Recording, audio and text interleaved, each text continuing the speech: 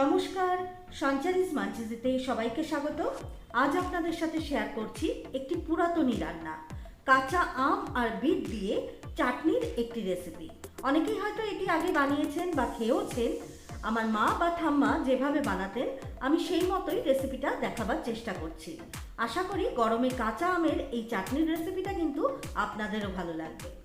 আম আর বিটের চাটনির রেসিপির জন্য আমি আজকে নিয়েছি দুটো মাঝারি সাইজের কাঁচা আম। কাঁচা আমগুলো আমি আগেই ভালো করে ধুয়ে রেখে দিয়েছি, আর সাথে নিয়েছি একটা ছোট সাইজের বিট, যেটা আমি দুটো টুকরো করে রেখে দিয়েছি। কাঁচা আমগুলোর খোসাটা ছাড়িয়ে নিয়ে কয়েকটা লম্বা টুকরো রেখেছি আর কয়েকটা ছোট টুকরোই কেটে রেখেছি। আর বিটটাকে আমি গ্রেটার দিয়ে কুড়িয়ে নিয়েছি। আমের টুকরোগুলোকে আপনারা যে কোনো একরকমভাবেই কেটে নিতে পারেন। আমি দুরকমভাবে কেটেছি এই কারণেই, যাতে ছোট টুকরোগুলো রান্নার সময় তাড়াতাড়ি গলে যায় আর বড় টুকরোগুলো খাওয়ার সময় আস্তে আস্তে মুখে পড়ে। এবার গ্যাসের উপরে একটা কড়াই গরম করে নিয়েছি। তারপরে এতে দিয়ে দিচ্ছি 1.5 চামচ মতো পাঁচফোড়ন, আর সাথে দিয়ে দিচ্ছি একটা শুকনো লঙ্কা। এবার শুকনো খোলায় এই পাঁচফোড়ন আর শুকনো লঙ্কাটাকে ভেজে নিচ্ছি। গ্যাসের লো ফ্লেমে মশলাগুলোকে ভেজে নিতে হবে, যাতে মশলাগুলো একদম পুড়ে না যায়। সুন্দর একটা মশলা ভাজার গন্ধ বের হলে এটাকে ঠান্ডা করে নিয়ে মিক্সিতে দিয়ে গুঁড়ো করে নেব, দিয়ে ভাজা মশলা বানিয়ে নেব। এখন ওই কড়াইতেই দিয়ে দিলাম 1 চামচ মতো সর্ষের তেল। তেলটা গরম হয়ে যেতে দিয়ে দিচ্ছি আমের টুকরোগুলো। আমের টুকরোগুলো মিনিট দেড়েকের মতো গ্যাসের মিডিয়াম ফ্লেমে একটু সাঁতলে নিচ্ছি। আমগুলোকে সামান্য একটু নরম ভাবে করে নেওয়ার জন্য দিয়ে দিচ্ছি এতে এখন 1/2 চামচ মতো নুন। ভালো করে একটু নেড়েচেড়ে মিশিয়ে নিচ্ছি আরও 1 মিনিট মতো। আমগুলোকে এভাবে সাঁতলে নেওয়ার জন্য বেশ এখন অনেকটাই নরম হয়ে গেছে। এবারে অন্য একটা পাত্রে তুলে রেখে দিচ্ছি।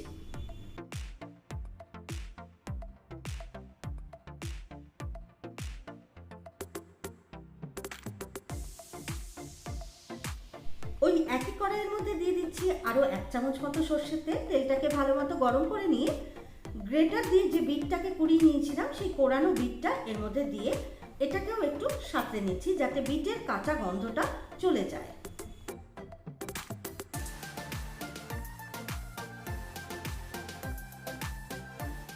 গ্যাসের মিডিয়াম ফ্লেমে মিনিট দেড়েকের মতো বিটটাকে নাড়াচাড়া করে বিটের কাঁচা গন্ধটা এবারে চলে গেছে। এখন এতে দিয়ে দিচ্ছি স্বাদ অনুযায়ী নুন, আর দিয়ে দিচ্ছি 1/4 চামচ মতো হলুদ গুঁড়ো। নুন আর হলুদটাকে এবার নেড়েচেড়ে ভালো করে মিশিয়ে নিচ্ছি, যাতে বিটটা বেশ খানিকটা মজে যায়। কুড়িয়ে নেওয়া বিটটা কিন্তু অনেকটাই মজে গেছে। এবারে 1/4 কাপ মতো জল এর মধ্যে দিয়ে বিটটাকে সামান্য একটু সেদ্ধ করে নেব।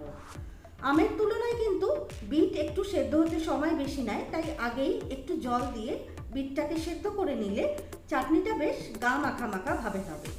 যেটুকু জল দিয়েছিলাম সেই পুরো জলটা টানিয়ে নিয়ে আমি বিটটাকে কিন্তু একদম নরম করে ফেলেছি। এবারে এতে দিয়ে দিচ্ছি প্রায় 1/2 কাপ মতো আখের গুড়, আর দিয়ে দিচ্ছি 1/4 কাপ মতো চিনি।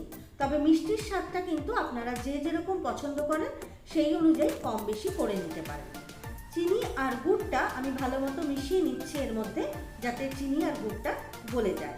তবে এক্ষেত্রে কিন্তু আপনারা শুধু গুড় দিয়েও এটা বানাতে পারেন, আবার শুধু চিনিও ব্যবহার করে পুরো চাটনি রান্নাটা করে নিতে পারেন।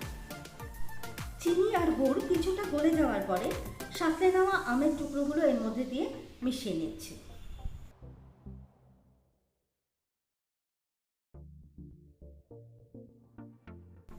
কিছুক্ষণ এভাবে নেড়েচেড়ে রান্না করে নেবার পর এখন কিন্তু চিনি আর গুড়টা পুরোপুরি গলে যাওয়াতে জিনিসটা কিন্তু অনেকটা পাতলা হয়ে গেছে। এবারে এটাকে ভালো মতো জাল দিয়ে ফুটিয়ে বেশ খানিকটা ঘন করে চাটনির মতো বানিয়ে নেব। এটা ফুটতে শুরু হলে দিয়ে দিচ্ছি কয়েকটা কিশমিশ।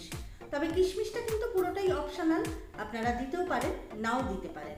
আর দিয়ে দিচ্ছি একদম মিহি করে কুচিয়ে নেওয়া আদা কুচি। আদা কুচির পরিবর্তে আম আদা ঘরে থাকলে আম আদাও কিন্তু এই চাটনির মধ্যে ব্যবহার করতে পারেন, ভীষণ সুন্দর একটা ফ্লেভার আসবে। প্রায় 3-4 মিনিট টানিয়ে নেবার পর চাটনিটা কিন্তু ঠিক এরকম থকথকে ঘন তৈরি হয়ে গেছে। এর থেকে বেশি কিন্তু আমি আর চাটনিটাকে টানাবো না। এটা ঠান্ডা হয়ে যাবার পর কিন্তু আরও বেশ খানিকটা থকথকে ঘন হয়ে যাবে, অনেকটা জেলির মতো দেখতে লাগবে। তাই এই সময় আমি গ্যাসটাকে বন্ধ করে দেব। এরপরে ছড়িয়ে দিচ্ছি সেই ভাজা মশলার গুঁড়োটা। যেটা আমি শুকনো কলায় ভেজে নিয়েছিলাম 5 ফোড়ন আর শুকনো লঙ্কা দিয়ে, তারপরে গুঁড়ো করে নিয়েছিলাম। এটাকে ভালো করে মিশিয়ে নিয়ে এখন পুরোপুরি ঠান্ডা করে নিয়ে এটাকে পরিবেশন করতে হবে একদম ভাতের পাতের শেষে।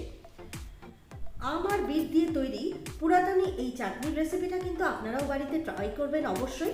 আপনাদের কাছেও আশা করি ভালো লাগবে। কেমন লাগলো সেটা কিন্তু আমাকে নিচের কমেন্ট বক্সে জানাবেন, আর সাথে ছোট্ট একটা লাইক করে দেবেন। সকল বন্ধুদের সুস্থতা কামনা করে আজ কিন্তু এই পর্যন্ত।